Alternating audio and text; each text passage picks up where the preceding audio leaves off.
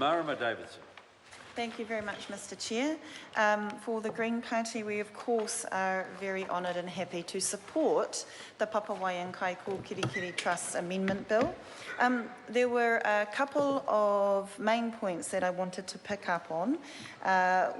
Some of the reasons why the Green Party is happy to support this bill is the call in particular from Kahungungu ki Wairarapa iwi, and particularly the Trust, getting government a little bit more out of the way so that the Trust can run their business to the best of their ability and can make manu motu hake decisions for their whenua and for their whakapapa and for whānau. I absolutely agree that the bill amendments ensure that the intended beneficiaries of the Trust, Ngāti Kahungunu, have more education choices. So it has extended funds being used purely towards the Māori Anglican schools, and now allows funds and resources and scholarships to be used for their tamariki for schools outside of just those schools. And so absolutely the Green Party supports the choice, while at the same time I do want to just acknowledge on a related but more general issue, the potential danger and we've been seeing this around the country, for the history of some of those Anglican schools, and I'm speaking as an old girl of Queen Victoria. I understand that Minister Te Ururoa is an old boy of Tipene, and these are examples of the proud legacy of Māori Anglican schools in this country. So I do want to, yeah, both of them are closed, I understand, and so I do want to acknowledge the weakening of schools that have done well, but absolutely that we support the education choice for Kahungunu and Wairarapa descendants.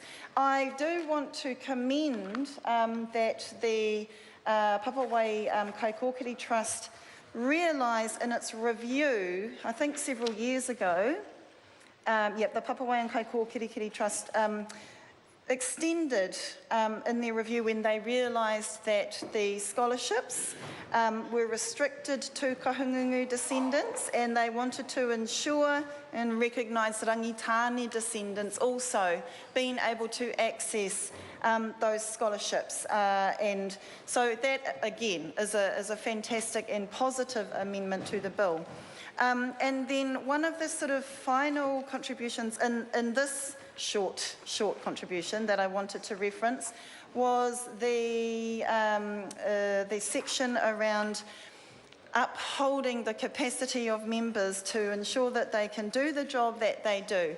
I'm very happy that the Select Committee that we advised, in the report there you will see that we advised that we change the proposals in the bill that were to, in my personal view, stigmatise people with different mental health capacity.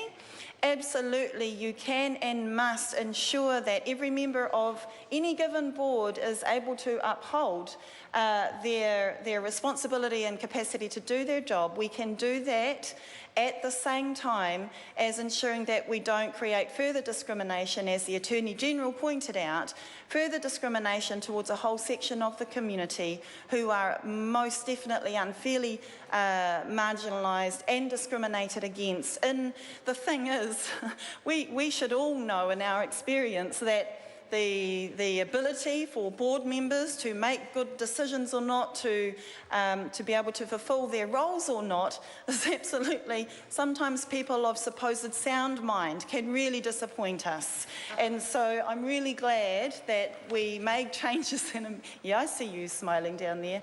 We made changes and amendments to make a clear statement that the judgment is actually not about furthering discrimination to an entire section of community that already gets a rough deal, but that we recognise that we must ensure that members can uphold the responsibility to their job without further creating that stigma and that totally unwarranted discrimination.